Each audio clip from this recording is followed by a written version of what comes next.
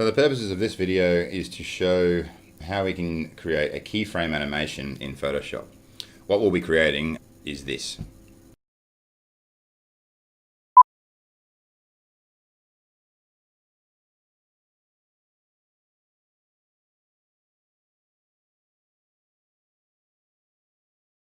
So the software that we'll be using is Photoshop. We are using these layers. Each one of these elements is a separate layer. So we've got the UFO, we've got the human, we've got the beam that's going to take him, we've got the ground, then we've got the sky. And each one is a layer that is interactive, that we can interact with. Now some of these will be static. The sky and the ground will remain static. The beam will come and go. The human will come and go, will remain and then disappear.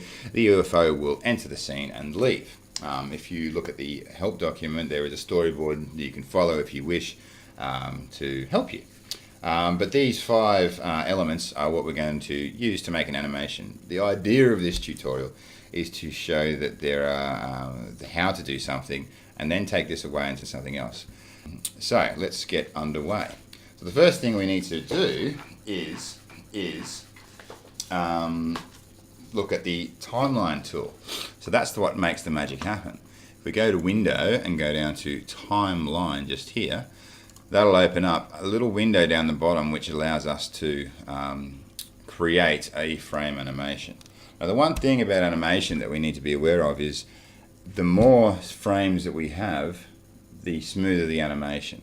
So depending on what you want, if you have small movements, that will result in a smoother but a longer animation.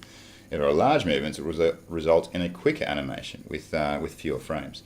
So this process is looking at frame animation and how we can sequence those together. So first of all, we'll create a frame animation, and you'll notice that it looks like this. We've got a little frame, and we can see a preview of our animation just in this little window here. So we have our first frame here. What we want to do is add another frame shortly.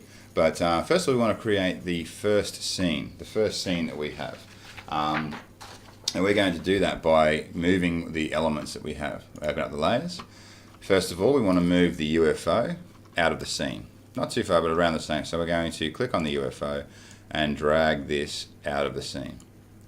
Next, we want to turn the beam off. So we click on the eye, and that will take that away. And now we're left with the first scene.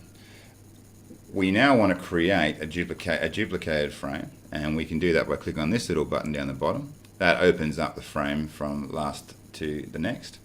And now we can move the UFO into the scene. So if I go up to the UFO, I can actually move it just a little bit, make him enter here, add another frame. Still with the UFO selected, I'm just going to repeat that process.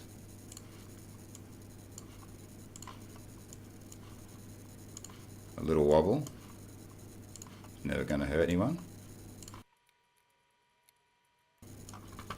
Alright, so now in 15 frames I've managed to make the UFO enter from the left and above the human. Now I want to make another frame, just so it's sat there for a moment. I'm going to turn on the light beam, so that's where it comes on. Add another frame, and then I'm going to just click on the human here and change the layer. So we're going to keep that the same. Might even just rejig this just so it's a little bit in line. Click on the human, and then we're going to move him up just slightly, and then we'll add another frame. We repeat that process. Make him sort of go up faster towards the end.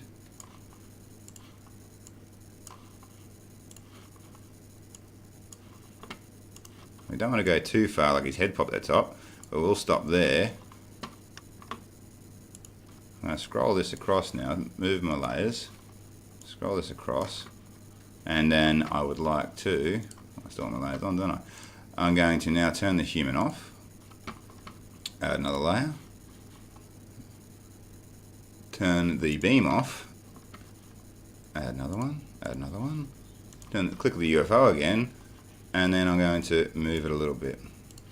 I might make this one move out of the frame pretty fast. Boom. And there we have it. So now that frame's done, we can actually preview the video by scrolling this back, starting on the first frame, and pressing go. Now I know that this is at all 0 seconds, so this might go very quickly. So there's no time between the transition between 1 and 2, but we'll see how it goes anyway. So that's the animation, but it is a little bit quick. So what I'm going to do is I'm going to change from this 36th frame, scroll back to the beginning to the first, holding shift and clicking. Now I've selected all of those frames. Now if I select this drop menu here and I say 0.2 seconds, it's going to enable me to have a transition, a space of 0.2 of a second between each frame. So now if I go back to frame 1 and I click on the play button here, now at the end of that I might want to say the last frame, I'll just click on the drop menu. I'm going to say just 1 second. So my animation is a little bit longer. Same here, click on this one and just have the 1 second. So I've got 1 second top and tail, and I've got 0.2 seconds all the way through to the end. So I'm going to say that I'm happy with that. Now I want to export the film. So if I go up to File, I now go down to Export, and I have the option to render to video, or render video. If I click on render video, I get this dialog box, and I can now call it what I want. So I'm going to call this UFO abduction. I'll select the folder. Okay. Now I want to change the Photoshop image sequence to a media encoder, Adobe Media Encoder. Format H.264 is of the three we choose because that makes it an MP4 file. Once it's done, we'll click on render. That will then take it to, it'll export the video. Speed this part up. Now in the wonderful world of video editing, that didn't take you very long. But that does take probably a couple of minutes to do, so just so you know. Now here is the video. It comes on, zip, there he goes, and then away it goes.